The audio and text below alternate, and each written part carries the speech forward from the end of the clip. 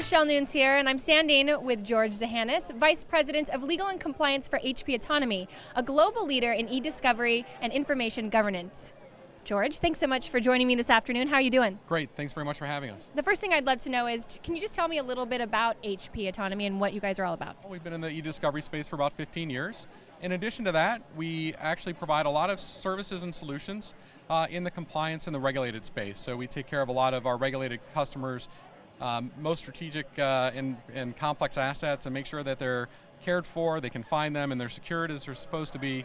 Security is important. Security is important. They have to meet all kinds of different regulatory requirements, and we make sure that they do that. I heard you guys announce something pretty spectacular this morning. Can you share with everybody at home?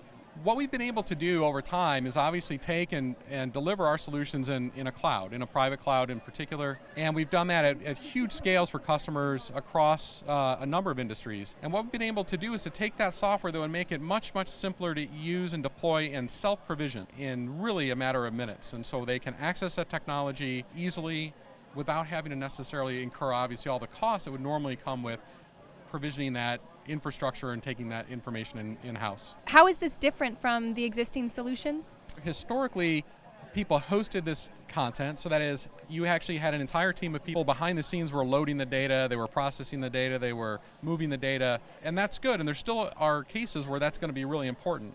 But there's a lot of times where people want access to the technology and they want to run this themselves. They want the flexibility to manage these environments themselves. And that's what we're delivering today, but in the cloud. In the past, they would otherwise have to take this solution and deploy it in-house or have somebody else host that content for them, host that infrastructure for them. Third-party software companies were taking and having other people run the software. They wouldn't even deliver that software themselves. And so what we're doing is saying this is our technology, it's our software, people want access to it, but we don't want them to have to incur the cost of the physical infrastructure and the ongoing cost and maintenance of that, and we want to deliver that marketplace very simply and very easily. Who are the buyers of something like this? We're definitely targeting service providers, law firms, and obviously enterprises who want to take some level of control of this process, but don't necessarily want to stomach the cost of the infrastructure. They don't want to have to take this in-house, manage it over the long haul, and then obviously deal with all the infrastructure and the security requirements that often come with that as well. The capital cost is actually real. And today, given the security environment that we all live in, what we have to be prepared to invest in our infrastructure is pretty significant. Right. This takes that away, but delivers the software, which is what they need in order to meet their needs in the e-discovery space. Correct me if I'm wrong, you're handling the security aspect of this information so that they can just get the information and not have to deal with all of those other components. It simplifies it for them in a lot of ways. Absolutely, and it's not just the security, it's the entire infrastructure that somebody else doesn't have to procure on their behalf.